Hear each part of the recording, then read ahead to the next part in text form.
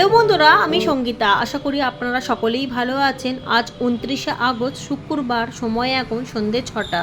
গতকাল 28শে আগস্ট অনেকগুলো কাজ করে নিয়েছি, কারণ খবরে বলেছিল যে শুক্রবার থেকে বৃষ্টি হবার কথা আছে। সেই জন্যই অনেকগুলো কাজ সেরে নেওয়ার চেষ্টা করেছি। যেমন কাঠের এই ছিলকাগুলোকে কদিন আগেই আনা হয়েছিল, সেইগুলোকে আমি পুরো বস্তা ঢেলে শুকনো করতে দিইনি। যখন তখন বৃষ্টি হচ্ছিল, যদিও বা ঝিরিঝিরি বৃষ্টি, সেই বৃষ্টিতে গাছও ভিজছিল না এবং গাছের গোড়াও ভিজছিল না। ভালোই রোদ দিয়েছিল, ওই মাঝে মধ্যে একটু ডিস্টার্ব হচ্ছিল। যেহেতু ভাদ্র মাসে এরকমই হয়, সাথে এইসব আগাছা ঠাগাছা শুকনো পাতা কাঁচা পাতা যেগুলো রয়েছে সেইগুলোকেও রোদে দিয়েছি।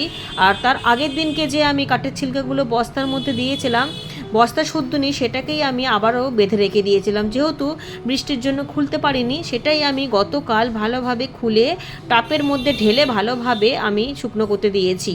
আর দুদিন শুকনো করতে দিলে ভালো হতো, কিন্তু বৃষ্টির জন্য সেটা আর দেওয়া হয়নি, তাই অল্প করে একটা রোদই খাইয়েছি। ঠিক আছে, বৃষ্টি কমে গেলে আবারও দেবো। এক বোন জিজ্ঞাসা করেছো কাঠের এই ছিলকার বদলে যদি কাঠের ভুসি দেওয়া হয় সেগুলোও কি রোদ খাওয়াতে হবে? হ্যাঁ, অবশ্যই রোদ খাইয়ে নিলে ফাঙ্গাসের ভয় থাকবে না। এটা যেমন ছিলকা, এর তলাতে কিন্তু কাঠের অনেক ভুসি রয়েছে। এখন ঢালতে পারছি না, যেদিন পুরোপুরি ঢালবো সেদিনকে আপনাদেরকে দেখিয়ে দেবো। অল্প একটু হাওয়া দেওয়াতেই আমার এই স্ট্রাকচারটা মানে একেবারে খুলে গিয়েছিল। সেটাই আজকে দড়ি ঠড়ি কাঁচি এনে জোগাড় ভালোভাবে বেঁধে দিয়েছি। তবে আজকে কিন্তু একটা লাঠির সাপোর্ট দিইনি, দুটো লাঠি দিয়ে তৈরি করেছি, যাতে একটু মজবুত হয় আর ঝড় বাতাস যাই হোক না কেন খুলে যাতে না যায়। তবে কাজ করতে গিয়ে এতটুকু শান্তি নেই, কোনো সময় কাঁচি পড়ে যাচ্ছে, কোনো সময় পচা দড়ি বেরাচ্ছে, দড়ি ছিঁড়ে যাচ্ছে, ব্লেড খুঁজে পাচ্ছি না। ছাদের কাজ করতে গিয়ে নানান রকম চিন্তা করতে গিয়ে আমি অধিকাংশ সময় জিনিস ভুলেই যাই যে কোথায় কি রাখি। আসলে এক কাজ করতে করতে অন্য কাজে চলে যায়, তার মধ্যে এই ঝিরিঝিরি বৃষ্টি, হয়তো মাটি শুকনো করছি, তার মধ্যে একটু ঝিরিঝিরি বৃষ্টি হলো, এরকম করতে করতেই ভুলে যাই। চন্দ্রমল্লিকা গাছে যখন ছোট থাকে, বর্ষার সময় আমরা চারা তৈরি করতে বসিয়ে দিই, আর বর্ষার সময় কিন্তু চারাগুলো লেগেও যায়। বর্ষার সময় বর্ষার জল পেলে চারাগুলো যেমন বেড়ে যায়, বর্ষার শেষে কিন্তু একেবারেই বাড়ন্তটা কমে যায়, তখন গাছগুলো যেন থমকে যায়। সেই সময় এই চন্দ্রমল্লিকা গাছের গোড়ার দিকের যে পাতাগুলো আছে সেইগুলোকে সব কেটে ফেলতে হবে, তাহলে গাছের এনার্জিটা ওপরের দিকে যাবে এবং গাছগুলো ওপরের দিকে লম্বা হবে। আর ওপরের তো মানে পিঞ্চিং আমরা করি, যাতে গাছটা খুবই ঝাঁকড়া হয় এবং অনেক ফুল পাওয়া যায়। এদিকে করলা গাছটা অনেক বড় হয়ে গিয়েছে, এগুলোকে একটু সাপোর্ট দিয়ে দিয়ে বেঁধে দিচ্ছি। আর এই বেড়াটার মধ্যে যেহেতু আগেও গাছ হয়েছে, তাই জন্য দড়িগুলো ছিল, সেই দড়িগুলো দিয়ে এখন হালকা করে করে বেঁধে দিচ্ছি। মাথাগুলো কেটে দেবো দুদিন পরে, আজকে আর সময় হবে না। এই টেকোমা গাছটিকে রিপোর্ট করতে হবে। প্রায় 2 বছর মতো এই 10 ইঞ্চি প্লাস্টিকের টবের মধ্যে রয়েছে। এখন মাটিটা তাড়াতাড়ি করে শুকিয়ে যাচ্ছে। এতদিন বৃষ্টি ছিল তাই অসুবিধা হয়নি, কিন্তু এই টানা বৃষ্টিটা যেহেতু বন্ধ ছিল, তাই জন্য গোড়াটা ভীষণ শুকিয়ে যাচ্ছে, শেকড় ছড়িয়ে গেছে। একটু বড় টবের দরকার, সাথে গাছগুলোকে যেহেতু আমি একটু খাটো করে রাখি, তাই শেকড়েও কাটাই ছাটাই করে দেবো। ঠিক যেমন ওই জবা গাছটিকে 12 ইঞ্চি গ্রো ব্যাগটার মধ্যে আমি দিয়েছি, তাতে কিন্তু রেজাল্ট খুবই ভালো পেয়েছি। গাছটা ভীষণই ঝাঁকড়া হয়েছে এবং ফুলে ভরে গিয়েছে। আর এই গাছটিকেও তাই রিপোর্ট করে দেবো, ঠিক একই রকমভাবে রিপোর্ট করে দেবো। আর যেহেতু বৃষ্টি হবার কথা আছে, তাই গাছটি খুব ভালোভাবে লেগেও যাবে এবং রিপোর্ট করার পর কোনো অসুবিধা হবে না।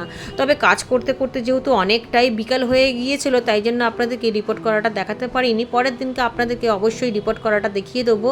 এদিকে গাছপালা যেগুলো রয়েছে সেইগুলোকে এক সাইড করে নিলাম, পাতা টাতা তুলে নিলাম, যেহেতু বৃষ্টি হবার কথা আছে, তাই জন্য ছাদটাকে পরিষ্কার রাখলাম।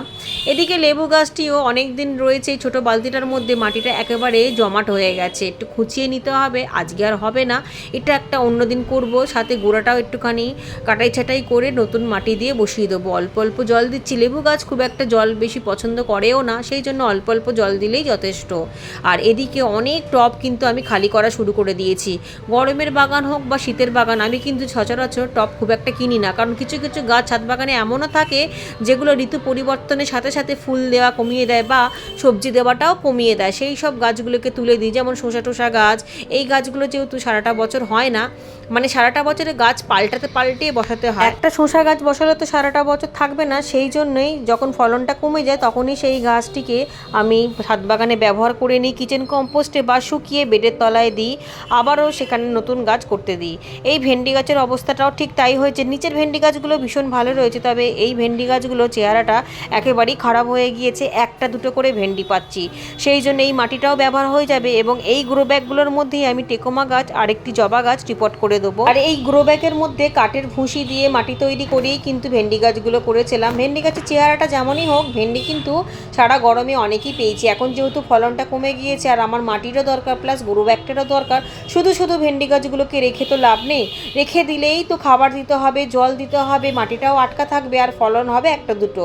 সেই জন্যেই এই বাতিল গাছগুলোকে তুললেই অনেক টব খালি বেরিয়ে যায়। এতে ছাদ বাগানটাও হালকা হয়, অনেক জায়গাও পেয়ে যায় এবং অনেক টব বা গ্রো ব্যাগ খালি পেয়ে যায়। শুধু শুধু কেনার প্রয়োজনই পড়ে না। সেই জন্য আমি আপনাদেরকেও বলবো, যখনই কোনো বাগান করবেন, শীতের হোক বা গরমের হোক, চট করেই গ্রো ব্যাগ বা টব কিনবেন না বা ক্যারেট কিনবেন না। তাতে অনেক জায়গায় এরকমভাবে জুড়ে থাকবে আর ছাদ বাগানটা ঘিচিবিচি হয়ে যাবে, টাকাটাও তো নষ্ট হয়, সাথে মাটিগুলোও তো জোগাড় করতে লাগে। সে আপনি যেভাবেই তৈরি করুন বা কিনে আনুন, করতে তো হয়।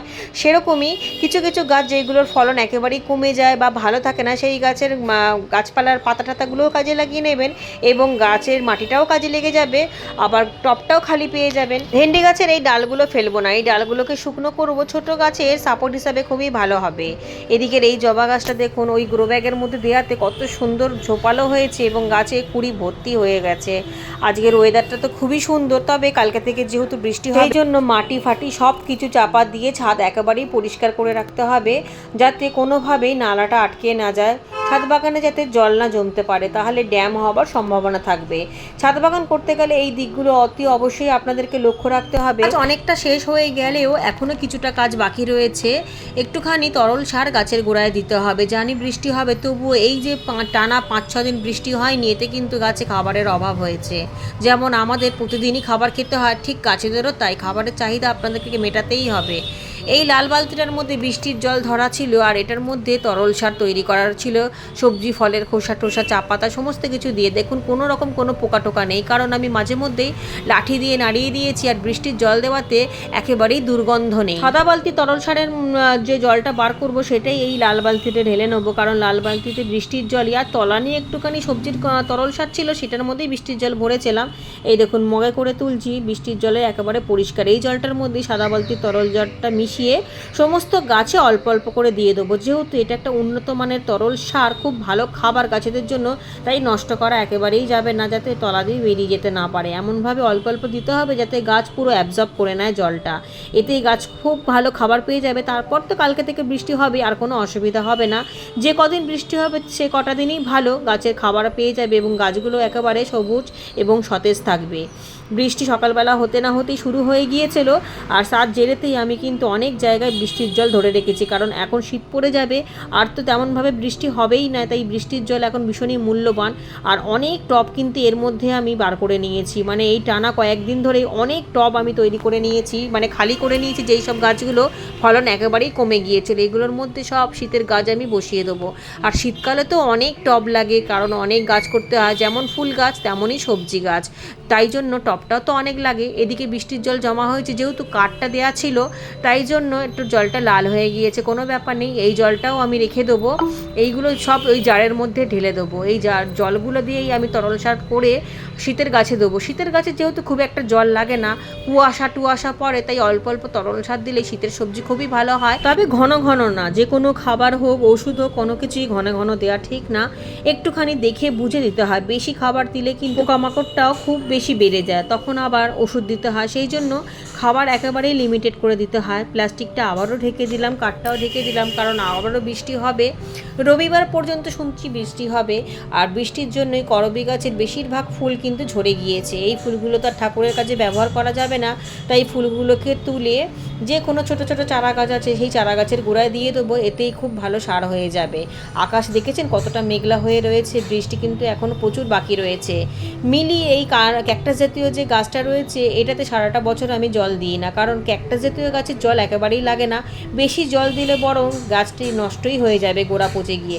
তবে বৃষ্টির সময় আমি মাঝখানে এনে রেখে দিই, যাতে সারা বছরে খাবারের চাহিদা এই গাছটাতে মিটে যায় এবং সারাটা বছরে আপনি থেকে ব্রাঞ্চ বাড়ে। আর এত ভালো একটা গাছ, কোনো পরিচর্যা লাগে না, কোনো কীটনাশক লাগে না, কিন্তু ফুল দেয় বছরের 365 দিনই।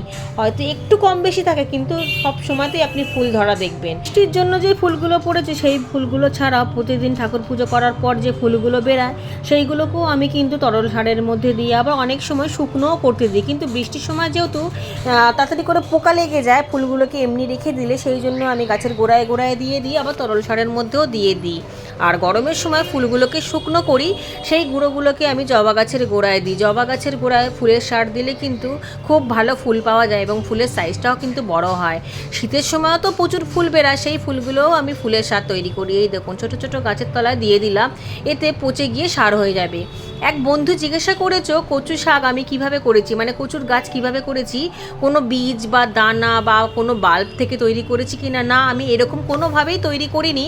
বাজার থেকে যে কচু শাক কিনে এনেছিলাম সেই কচু শাকটা রান্না করার পর গোড়াটা আমি এরকম হালকাভাবে বসিয়ে দিয়েছিলাম মাটির মধ্যে, এবং সেই ভিডিও কিন্তু আমি অনেকবার দিয়ে দিয়েছি চ্যানেলে। সেখান থেকেই খুব ভালো কচু গাছ হয়েছে, এমনকি এখান থেকে লতিও তৈরি হয়ে গিয়েছে, এবং লতিগুলো তুলিনি বলে সেখান থেকেও কচু শাক বেরাচ্ছে। এখন যদি আমি চাই তাহলে লতিগুলো বসিয়ে দিলেও কিন্তু খুব ভালো গাছ হয়ে যাবে। তবে এরকম ছাড়াও আমি কিন্তু কচুর গাঁঠি দিয়েও কচু শাক তৈরি করেছিলাম, তবে এবছর আর করিনি, সেটা গত বছর করেছিলাম। এতে খুব ভালো কচু শাকও পাওয়া যায়, তবে কচু শাকটা একটু ভালো মানের নিতে হবে। অনেক কচু গাছে মানে শাক করলে রান্না করলে গলা কোটায়, এইটাতে কিন্তু গলা কোটায়নি। সেটা বাজারে যারা বিক্রি করে তাদেরকে ভালোভাবে জিজ্ঞাসা করলেই তারা বলে দেবে। এবার অনেকে বলতেও চায় না, অনেকে আবার চিনে নেয়। আমরা যেহেতু শহরাঞ্চলে থাকি তাই আমরা অতটা জানি না, তাদেরকে জিজ্ঞাসা করলে ওরা বলে দেয়। এই যে দেখুন টেকোমা গাছটিকে আমি কালকে সন্ধ্যার পর রিপোর্ট করেছিলাম, কিন্তু রিপোর্ট করার পর জল দিতে ভুলেই গিয়েছিলাম। তবে জানতাম যে কালকে একটু বৃষ্টি হবে, তো সকালবেলা গিয়ে অল্প জল দিয়ে আসবো এই ভেবেই রাত্রিবেলার জল দিইনি। যেহেতু অনেক রাত্রিবেলা মনে পড়েছিল যে জল দেওয়া হয়নি, তাই আর আসিনি। তবে ভোরবেলা জল দিতে আসার আগেই অনেক জোরে বৃষ্টি নেমে গেছে, প্রায় 1 পজলা বৃষ্টি হয়েছে, তাতে পুরো গাছটাই ভিজে গিয়ে মাটিটাও পুরো ভিজে গিয়েছে। আর আমরা সবাই মোটামুটি জানি যে বৃষ্টির জল পেলে গাছ আর অন্য কিছুই চায় না, বৃষ্টির জল গাছেদের জন্য একেবারেই অমৃতর মতো কাজ করে। এই ফুলগুলো এত সুন্দর থোকায় থোকায় হয়, দেখতেও কিন্তু দারুণ লাগে। টেকোমার আরও দুটো কালার হয়, একটা অরেঞ্জ আর একটা বেগুনি। আমার কাছে এটাই রয়েছে, তবে অরেঞ্জটা রয়েছে সেটা খুবই ছোট গাছ, সেটা থেকে এখনও পর্যন্ত ফুল আসেনি। আশা করি সামনের বছরে এসে যাবে। এটা যেহেতু অনেক পুরনো গাছ তাই এটাতে প্রতি বছরই ফুল দেয়। আর এই গাছটা আমার খুব প্রিয় গাছ। এক সাইডে রেখেছি, কলা গাছের কাছে বেঁধে দিয়েছি যাতে কোনোভাবে হাওয়াতে পড়ে না যায়। যেহেতু গ্রো ব্যাগে দিয়েছি তো একটু মাটিটা বসে গেলে আর চিন্তা হবে না। এদিকে বাগানে আর একটা জবা ফুটেছে, আর এই জবার কালারটা আমার খুব ভালো লাগে, হলুদের মধ্যে লাল রং। এই গাছটাতে সারাটা বছরই কম বেশি করে রোজই প্রায় ফুল দেয়, এত সুন্দর ফুল। আমার বাগানে পুনে ভ্যারাইটি, ব্যাঙ্গালোর ভ্যারাইটি এবং দেশি ভ্যারাইটিরও অনেক জবা গাছ আছে। জবা গাছে একটু খাবারটা বেশি লাগে, খাবার দিলেই কিন্তু জবা গাছে অনেক বেশি ফুল পাওয়া যায়। একটুখানি পুজোর ফুলও তুলে নেবো। আর যেহেতু আমার ছাদ বাগানে ফুল গাছটা একটু বেশিই আছে, কারণ আমি ফুল গাছ করা ভীষণ পছন্দ করি।